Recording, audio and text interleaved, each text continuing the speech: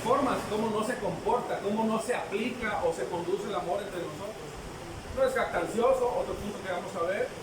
No es arrogante, no es indecoroso, no es egoísta, no se irrita, no guarda rencor, no se goza en la injusticia. Y yo no sé si tú en estos no que dijo el apóstol Pablo, tú te identificaste en alguno de ellos. Yo sí. Y yo le comentaba a mi esposa días atrás, ¿no? Yo me jactaba. Y lo voy a poner como testimonio, a ver si le sirve un poquito. Yo me consideraba una persona que no era rencorosa, que no era orgullosa. Y cuando me enfrenté en una situación que me di cuenta que el Espíritu Santo me llevó a ver la actitud que estaba tomando, descubrí que sí soy rencoroso. Y es una actitud que obviamente yo tengo que aprender, porque si yo tengo, o el amor de Dios ha sido depositado en mí, como dice la carta a los Romanos capítulo 5, si no mal recuerdo, ahorita lo vamos a ver, lo cierto es que yo no puedo actuar de esa forma, pero yo no descubro lo que soy hasta que me veo enfrente de una situación de ese tipo. A lo mejor tú no te consideras jactancioso, ¿no? O orgulloso, sino que te enfrentas a una situación que te pone en ese lugar y de repente dices, ay, mira. Y a lo mejor pasaron días y estabas actuando con jactancia o orgullo y descubriste que sí eras orgulloso. Bueno, ese es el punto, hermanos. Lo que el apóstol Pablo está tratando de llevarnos es aplicar el amor en el contexto, vaya, de aplicarlo, pero al mismo tiempo ir haciendo un análisis, cómo estamos respondiendo en nuestras conductas. O sea, todos tenemos una vida obviamente práctica, salimos al trabajo, a las actividades que tenemos, y es un excelente terreno, hermanos, para que tú y yo ahí descubramos en verdad cómo estamos llevando a cabo el evangelio que está en nuestro corazón. Valga la redundancia, sería bueno preguntarte si no has actuado con envidia, por ejemplo, que es algo a lo que el apóstol Pablo ahorita está abordando. El amor entre nosotros debe de ser genuino si somos pueblo de Dios.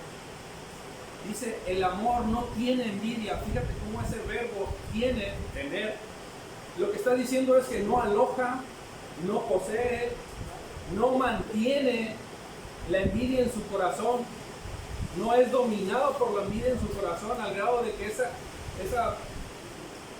emoción lo lleve a actuar en consecuencia a la envidia. Bueno, eso es lo que el apóstol Pablo está diciendo. No tiene envidia, no guarda envidia, no mantiene la envidia en su corazón ni se deja gobernar por ella, sino que la exhibe, la expone. Pide perdón, viene de rodillas al Señor y dice, Señor, actúo con arrogancia, actúo con envidia, actúo con jactancia. La pregunta obvia sería, bueno, ¿y qué es la envidia, hermano? ¿Qué es la envidia? ¿Cómo opera en nuestros corazones? ¿Qué produce? ¿Cuáles son esas consecuencias a las cuales tú y yo pudiéramos llegar si somos dominados o gobernados por la envidia? Bueno, déjame te explico lo principal, ¿no? La envidia, ¿qué es la envidia? Y pudiéramos abordarlo desde el concepto etimológico, que es bien interesante, por cierto, ¿no? El concepto etimológico de esta palabra en hebreo va ligado con otra palabra que tú y yo conocemos que se llaman celos, ¿verdad? ¿No? Envidia y celos, aunque puede ser igual, la realidad es que también no es lo mismo, pero actúan de manera muy similar. Por ejemplo, Dios dice que es un Dios fuerte y celoso, ¿no? Pero cuando Él dice que es fuerte y celoso, Él habla en cuanto a su palabra, en que se cumpla, que se ejecute, que se lleve a cabo tal cual como Él, en la santidad, vaya, ¿no? De quien es Él, de que Él desea que esa verdad que habita en nuestros corazones, nosotros la celemos en el contexto correcto, de tal manera que nosotros deseamos vivirla tal cual como Dios lo demanda, de conformidad, y ese celo es correcto. Pero hay otro tipo de celo, del cual obviamente el apóstol está abordando, que está muy ligado a la envidia. Y el celo del cual te hablaba hace un ratito se ve mayormente en el Antiguo Testamento. Tú ves como Dios es un Dios poderoso, celoso, y procura de que su pueblo obviamente se mantenga ocupado en guardar sus mandamientos, en esforzarse, en perseverar. Pero el celo del cual el apóstol Pablo está hablando aquí, y sobre todo lo aborda mayormente en el Nuevo Testamento, tiene que ver con un celo que se cataloga directamente la envidia. Vuelvo al punto, ¿qué es la envidia? Allá voy. La envidia es un sentimiento, hermanos, es una emoción que carcome. ¿Por qué carcome? Déjame te lo defino como lo dice el Proverbista, capítulo 14, versículo 30, nueva traducción. Nueva traducción viviente, dice: la paz en el corazón da salud al cuerpo. Pero después dice: los celos, es decir, la envidia, son como un cáncer en los huesos. Otra vez te lo vuelvo a leer. La paz en el corazón da salud al cuerpo, esa paz que solamente tú y yo podemos tener en el Señor. Da salud al cuerpo. Después dice: los celos, la envidia, son como el cáncer en los huesos. Interesante lo que dice la traducción de la Septuaginta. Son como la polilla en los huesos. No, obviamente el término cáncer anteriormente no sabían que era cáncer, pero ellos lo identificaban con la polilla. ¿Qué es lo que hace la polilla? Carcome, consume, deteriora. ¿Qué carcome? ¿Qué consume? ¿Qué deteriora? Bueno, tu gozo, puede ser, tu paz, tus esperanzas, tu confianza, por supuesto, tus objetivos. De ahí que lo que hace la envidia, hermanos, es consumirnos porque observamos la prosperidad de otros y eso nos intriga, consume, nos hace sentir esa, no sé si sea de la adrenalina, yo no sé, pero nos hace sentir algo en nuestro interior de tal manera que nos irrita incluso.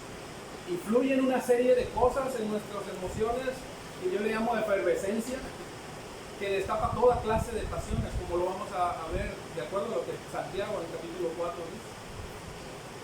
¿Por qué? Porque te irrita, porque Él posee lo que tú tanto deseas y lo ves y te da envidia. Lo ves que prospera, lo ves que tiene lo que tú deseas y tú no lo tienes y tú dices: me he esforzado tanto y Él de la nada rápido lo tuvo, y tú sientes una especie de celo o envidia. Y es que ahí empieza precisamente la envidia, ¿no? A dominarnos o a contaminarnos. Porque lo que hace sentir en tu corazón la envidia, y es lo que Pablo no quiere que tú alojes o tengas en tu corazón, es ese sentimiento de inconformidad.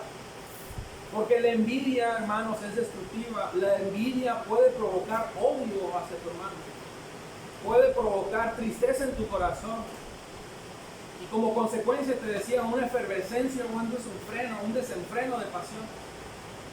Molestia, te decía, inconformidades, tristeza, impotencia, coraje, homicidio, tal cual lo dice Santiago capítulo 4. Incluso, hermano, nos puede colocar en un bache de nuestra vida espiritual, en un bache que yo le llamo existencialista. Estamos madurando en el Señor, pero de repente hacemos un frenón que decimos: ay, ¿y por qué no pasa esto? ¿Y por qué yo no tengo aquello? De tal manera que lo que sucede es empezar a cuestionar. Empezamos a cuestionar. Eso es lo que empieza a producir la envidia. ¿Qué cuestionamos? ¿Qué pudiéramos cuestionar? Bueno, déjame te lo explico a la luz de lo que explica el mismo salmista Asaf, un cantor, un hombre que cantaba a Dios y elaboró algunos de los salmos que tú y yo conocemos en la escritura. Creo que es el 73, 83, que es el que te voy a leer, el 73, y me parece el 56, no estoy seguro. Pero esos salmos, en particular el 73, que es el que te voy a leer, que dice la Nueva Versión Internacional, dice algo interesante Asaf en relación a la envidia. Y fíjate, te lo voy a leer el capítulo 73, versículos 3 al 7. Yo te pediría que lo leas en casa para que lo analices mayormente, con más tranquilidad. Yo me voy un poquito corrido, pero dice: sentía envidia de los arrogantes. ¿De quién? De los arrogantes. Al ver la prosperidad de esos malvados. O sea, estaba deseando, estaba codiciando lo que poseen o lo que tienen quienes. ¿No? Los impíos. La gente inconversa, la gente perversa. Sentí envidia, o sea, me consumió, me ganó, empezó a gestar en mí esa polilla y a consumirme desde adentro. Pero dice el versículo 4, ellos no tienen ningún problema, fíjate cómo lo dice. Eso es lo que él percibía, ¿no? Su cuerpo está fuerte. En otra traducción dice robusto. Tú y yo podemos entender que lo que está diciendo es que su cuerpo está chuchito, ¿verdad? Así como yo, ¿verdad? Chuchito, gordito, pachoncito. Así los ven, ¿no? No tienen ningún problema, su cuerpo está robusto, está fuerte y saludable. Eso está envidiando. Lo dice el 5. Libres están de los afanes de la gente, no les tocan los infortunios humanos. Como que las desgracias no les pasa nada, ¿no? Como dice el dicho ese, lo que el viento a Juárez, ¿no? Muy común aquí en México. No les pasa nada con todas las desgracias que puedan venir, ellos siguen iguales. Prosperan, siguen siendo jactanciosos y arrogantes. Pero dice el versículo 6, por eso lucen con su orgullo como un collar. Lucen su orgullo como un collar y hacen gala, ¿no? Favorean, ¿no? Dice la violencia, su violencia. Están que revientan de malicia, se jactan, se lucen, hacen toda clase de perversidad. En pocas palabras, eso es lo que está diciendo el salmista, y les va bien. Siguen siendo prósperos. Dice algo el versículo 13 que vale la pena analizarlo. Y yo quisiera que lo analizaras todo de una manera completa en tu casita. Pero el versículo 13 dice, en verdad, dice el salmista Asaf, ¿de qué me sirve mantener mi corazón limpio y mis manos lavadas de inocencia si todo el día me golpean y de mañana me castigan? Así es como él se siente, golpeado, consumido, devastado, impotente. Y él se pregunta, ¿de qué me sirve ser íntegro? En pocas palabras, cuestiona su integridad. Pero el versículo 17, me estoy brincando, fíjate cómo él se ubica en esa realidad. Hasta que entré en el santuario de Dios, allí comprendí el fin que les espera.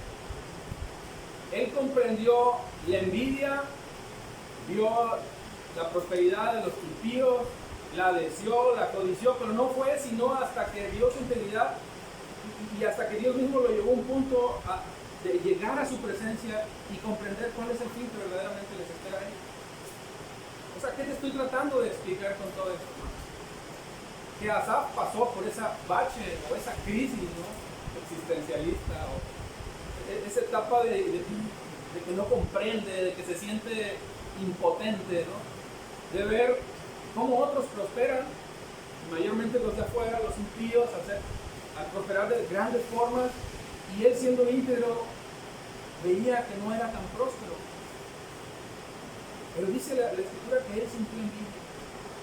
Y es que, hermanos, algo que produce la envidia en nuestro corazón, y es de lo cual Pablo nos está pidiendo que nosotros obviamente quitemos de nuestro corazón, del medio de nosotros, lo que produce es la ausencia del gozo. ¿Por qué? Porque está inconforme, no está alegre, no está contento con lo que Dios le ha provisto. Y no quiero tocar otro punto que tiene que ver con el conformismo, porque yo no estoy hablando de conformismo, hermano. Dios desea prosperarnos, y por supuesto también materialmente, pero ese no es el punto. Lo que estoy tratando de decirte es que la envidia tiene que ser extirpada de nosotros, quitada en medio de nuestros corazones, porque lo que va a hacer y lo que va a producir primero en mi relación con Dios es la ausencia del gozo. Hasta el gozo, y no solamente el gozo, ¿no? La cara te cambia, ¿no? Nos puede cambiar hasta el rostro cuando vemos la prosperidad de otros, como le pasó al salmista Asaf. Yo no sé qué cara de limón habrá puesto, pero supongo yo que le cayó pesado analizar en todo esto. Produce una efervescencia, como te decía hace un minuto, ¿no? La envidia, de desórdenes de todo tipo, pasiones y sentimientos de todo tipo. Santiago capítulo 4, te lo voy a leer en un momento más. Y es que la envidia normalmente, hermanos, está ligada o está en matrimonios con dos deseos o pasiones desordenadas que brotan de nuestro corazón de manera muy natural. Y si tú pusiste atención, estas tienen que ver con la codicia y tienen que ver evidentemente con los celos. Es que, hermanos, de la forma en la que Pablo nos está explicando el tema de la envidia, que es muy interesante, es que esa envidia, lo que produce en nosotros en su concepto natural, más bien etimológico, la envidia está ligada a los celos y lo que se refiere es un ardor, es una quemazón, es algo que consume.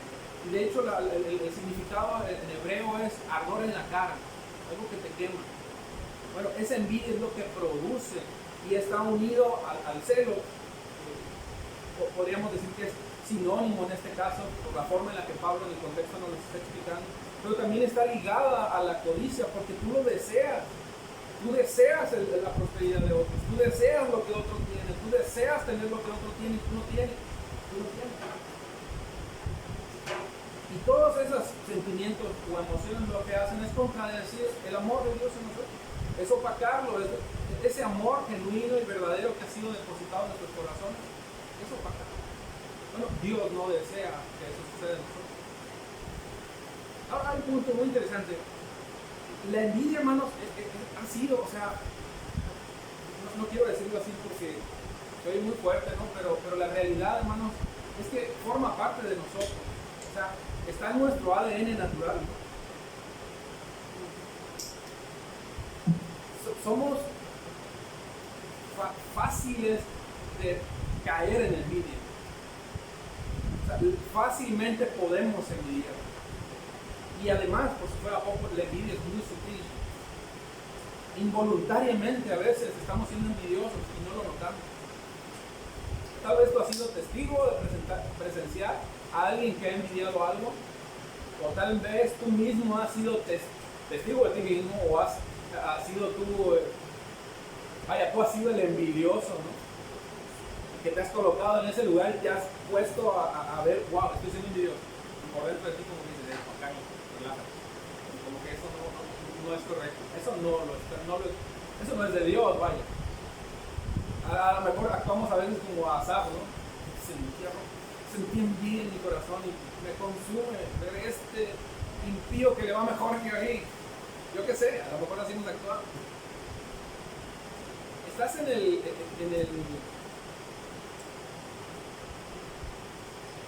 Salmo 73, ¿verdad? Por favor, vaya alguien al Salmo 73. Vaya alguien al Salmo 73 y léame el versículo 21 y 22. Porque el salmista dice algo muy interesante. Precisamente para concluir y explicarnos por qué no debemos, además, ser envidiosos. Si alguien lo tiene, por favor, yo le pido que lo lea, versículos 21 y 22 nada más. Voz alta. Se llenó de amargura mi alma y mi corazón sentía punzadas. Tan torpe era yo que no entendía, era como una bestia delante de mí. Wow, sentía punzadas, sentía amargura, era torpe. ¿Por qué? Porque estaba mirando el progreso de otros, sintiendo la envidia, dejándome consumir. Era, así lo dice, hermano, como una bestia, salvaje, vaya literalmente. Pero ve lo que sintió. A lo mejor nosotros hemos sentido eso. Eso es terrible, hermano. Tenemos que desalojar, tenemos que sacar de nosotros.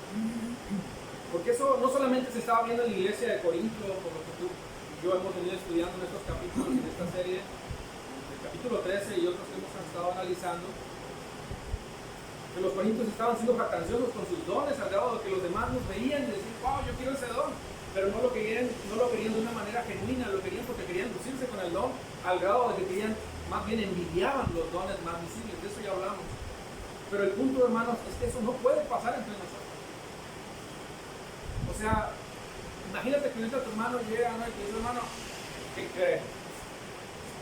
Voy derechito a la agencia, voy a sacar un Toyota, bueno, y te lo comparte con gozo. ¿Tú qué reacción tendrías? ¿Provocaría gozo en tu corazón o así como que te produciría el ceño así bien, te crisparían los celos, ¿no? La envidia? ¿Te pondrías de mal humor? A lo mejor te cuestionarías como Asaf, ¿no? Tengo 5 años ahorrando por un carro como este y no puedo comprarlo. ¿Por qué él sí? ¿Por qué yo no? Dirías, ¿no? O que te diga tu hermano, bueno, ahorita está haciendo calor. Estamos teniendo una alberca en mi casa. Y que te diga, te voy a invitar una vez que se concluya. ¿Qué harías, hermano? ¿Te daría gusto? ¿Te daría coraje? ¿O te acordarías que tú te bañas en una regadera que a veces tiene agua porque te la tandean a cada rato? ¿O te gozarías con él? Hasta las maletitas llevarías para bañarte en esa alberca. O sea, ese es el punto. Hermano, gózate con él. Que te dé gusto ver a tu hermano siendo favorecido por Dios. Encontramos muchas historias, hermanos, muchas historias donde la envidia, wow, la forma en la que han concluido esas historias han sido terribles precisamente por la envidia. Aguas con ese abanico, no vaya a querer desatarse. ¿Se acuerdan de Saúl? El libro de Samuel, capítulo 18. David enfrentó un Goliat en la envidia de Saúl. Tú te das cuenta cómo un rey envidió, tuvo recelo de un joven pastor de ovejas. ¿Por qué? Porque mató a un filisteo, mató a un gigante, y a la hora de llegar o de retornar, al reino, fueron recibidos con arpas, con glorias, con liras, con una gran fiesta. Pero fíjate dónde inicia el celo de este hombre. La envidia, el versículo 6 del capítulo 18, te lo voy a leer por cuestión de tiempo. De todos los pueblos de Israel salían mujeres a recibir al rey Saúl. Al son de liras y panderos cantaban y bailaban y exclamaban con gran regocijo: Saúl mató a sus miles. Hasta ahí todo bien, ¿verdad? Pero David a sus 10,000. Versículo 8. Disgustado por lo que decían, Saúl se enfureció y protestó. A David le dan crédito por 10,000, pero a mí por 1,000. Miren, qué irónico, qué absurdo, ¿no? Pero vea cómo lo que está en medio ahí es la gloria, el sentirse él más honrado, ser rey, y no permitir, no querer compartir esa gloria de alguien que actuó valientemente. Y lo que dijo es interesante, y concluye la envidia, el celo que sintió. Lo único que le falta es que le den, ¿qué cosa? El reino. Yo me hacía una pregunta cuando leí este versículo. ¿Qué puede envidiar un rey de un joven pastor de ovejas? Nada. Lo tiene todo como rey. ¿Y por qué envidió? Era envidioso, definitivamente. Dio parte a la envidia. Dice la escritura en el versículo 8 que se disgustó. Se disgustó. En otras palabras, lo que hizo es ver el favor de Dios sobre la vida de David, y lo que hizo es tener celo. Pero si tú te das cuenta, al final dice no celo, dice recelo. Eso es bien interesante también, porque lo que está hablando es de un temor a ser relegado. Hubo amargura en su corazón, hubo temor, hubo angustia, y lo que él no quiere es que él no quiere compartir su reinado, obviamente, ¿no? Él es el rey, pero lo que provocó en él ese recelo fue temor a ser relegado. Lo único que le falta es el reino. A partir de esa ocasión, si tú lees la historia, en versículo, todo esto que te estoy explicando, Saúl empezó a mirar, te decía, con recelo. Fue consumido, fue alcanzado por la envidia. Y hubo un parteaguas en la historia, hermanos, que todo lo que sucedió fue una historia que tú te puedes dar cuenta, ¿no? De persecuciones, fatigas, celos, traiciones, cuestionamientos.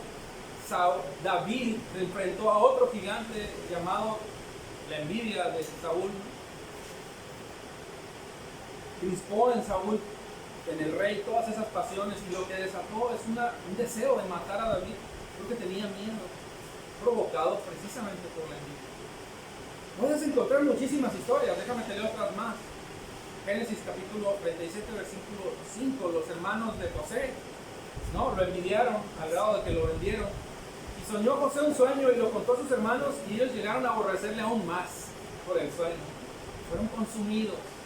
Los detractores de Jesús, preguntó Pilato, sabiendo que era lo que los movía a estas personas detractores de Jesús: ¿a quién quieren que suelte, a Barrabás o a Jesús? Mateo 27, versículos 17 y 18. El versículo 18 dice: porque sabía aquí en Pilatos que por envidia le habían entregado. Por envidia, vea el grado, ¿no? Cómo son movidos por envidia a ese punto. Eso no puede pasar, evidentemente, en nosotros. Eso es lo que no debemos de tener. No debemos alojar en nuestro corazón. La historia de Caín y Abel, otra historia de envidia. Génesis capítulo 4, versículo 5. Pero no miró Dios, obviamente, con agrado a Caín y la ofrenda suya, y Caín se ensañó. Se le cayó, obviamente. Puso triste su semblante. Se enojó, no sabemos, no hay más que nos explique ahí la escritura. Pero pudo haber envidia, ¿eh? Por supuesto que sí. Hermanos, la verdad es que el tema de la envidia es un tema muy amplio. Lo puedo dar para hablar muchísimo más, ya me ganó el tiempo, pero Santiago capítulo 4 pregunta lo siguiente: ¿de dónde surgen las guerras y los conflictos entre ustedes? No es precisamente de las pasiones que luchan dentro de ustedes mismos, esa efervescencia que te digo que tú y yo a veces tenemos, o somos conducidos, o somos guiados en nuestros corazones, porque nos dejamos guiar los celos, por la envidia, estallando cualquier tipo de pasiones en nosotros, pleitos, envidias, celos, lo que sea. Somos codiciosos por naturaleza y tenemos que cortar con ese tajo. Codicioso, deseamos con locura, de manera desordenada, y no precisamente el dinero, muchas otras cosas. Somos celosos de manera incorrecta, cuando deberíamos ser celosos en lo correcto, ¿no? Por ser fieles a la verdad de la palabra, por ejemplo. Que se cumplan las escrituras tal cual como Dios nos lo enseña o lo explica, y que lo apliquemos de manera genuina. Eso sería un celo correcto. Pero Santiago capítulo 4, versículos 2 al 3, y con eso voy a terminar, nos resume la envidia de una manera interesante. Y fíjate, ¿qué es lo que se despierta en esa envidia? Desean, dice el versículo 2. Eso es codicia. Desean algo y no lo consiguen. Matan, homicidios, y sienten envidia. Y no pueden obtener lo que quieran. Son tan insatisfechos, tienen coraje, tienen ira. E incluso en la Reina Valera, Santiago capítulo 3, versículos 2, capítulo 4, versículos 2 y 3, dice: arden de envidia. Riñen. Es decir, hay pleitos, discusiones, son carcomidos en su interior. Hermanos, nosotros necesitamos la verdad de Cristo en nuestros corazones, alimentarnos de Cristo para que obviamente esta envidia no surja, no brote entre nosotros al grado de que nos vayamos a destruir. Gózate con tu hermano cuando te dice: compra un carro. Gózate con tu hermano, ¿verdad? Cuando ves prosperidad en él. Dale gracias a Dios. Cuando ves que está siendo favorecido por Dios. Porque eso es lo que la Escritura nos está demandando, hermano. Que no sofoquemos el genuino amor de Dios entre nosotros. ¿Cómo? Alojando la envidia en nuestro corazón. La envidia no forma parte de ese amor genuino que ha sido depositado en nosotros. No puede ni debe haber envidia en nosotros. La ausencia de Cristo en nosotros alimenta la envidia en nosotros. Nosotros necesitamos de Cristo, necesitamos de su palabra para sacar, desarraigar, quitar ese tipo de conductas que estorban en nuestro crecimiento. Obviamente hay que tener dominio propio, ¿no? Necesitamos dominio propio. ¿Por qué, hermanos? Porque te decía hace un momento que lamentablemente hay envidia en nuestro corazón. Estamos en nuestra naturaleza caída, nosotros somos pendientes de envidiar. Fácilmente lo podemos hacer. Y yo lo que te estoy diciendo es: ubica, obviamente, en ese momento, tu vida, ubícate a la luz de las Escrituras y pregúntate cómo estás conduciéndote, cómo te estás dirigiendo en ese amor que Dios ha depositado en tu corazón y que debe demostrarse, obviamente, con todos esos frutos de los cuales el mismo libro, carta a los Gálatas nos dice, ¿no? Acerca de los frutos del Espíritu: amor, gozo, paz, paciencia, benignidad, etcétera, etcétera. Que no sea una carga, hermanos, en nosotros esa conducta. Que nosotros podamos entrar al santuario de nuestro Señor y comprender que esa conducta no puede ni se debe alojar en nuestro corazón. ¿Amén? Padre Santo, te damos tantas gracias, Señor, porque tú has hablado en nuestras vidas. Y sin duda, Señor, nos pones en una posición en la que nos confronta, Señor. Señor, sin embargo, en ti y en tu hermosa palabra somos más que victoriosos. Sabemos que Satanás querrá poner todo lo que sea posible según sus instrumentos y formas de actuar para desvirtuarnos del perfecto amor. Señor, pero en esa paciencia en la cual estamos siendo ejercitados, en esa forma tan preciosa en la que tú actúas de manera tan benigna en nosotros, tan buena, tan servicial incluso, que nos enseñas a servirnos. Yo te ruego, Dios, que nosotros desarrolles ese deseo ferviente, Dios, de animarnos, de corregirnos, de instruirnos y quitar de nosotros todo aquello, Dios, que no sea, más bien que sea contrario, Dios, al amor que tú has depositado en nuestros corazones. Que sea tu amor que alumbre nuestros corazones para que podamos alumbrar al mundo y conozcan, Dios, tu nombre, tu palabra, expuesta en la vida de aquellos, Dios, en los cuales tú has hecho uno contigo, con Cristo, porque somos tuyos, Señor. Tú nos has atraído a ti y te pertenecemos. Santifícanos, Padre, en el nombre de Jesús. Amén. Amén. Bendecido día, hermanos.